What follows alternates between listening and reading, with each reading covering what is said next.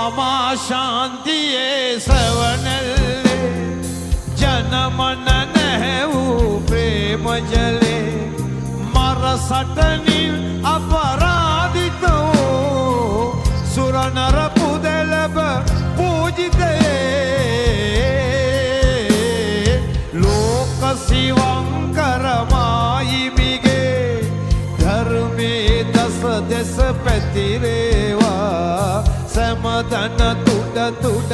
රැව් දේවා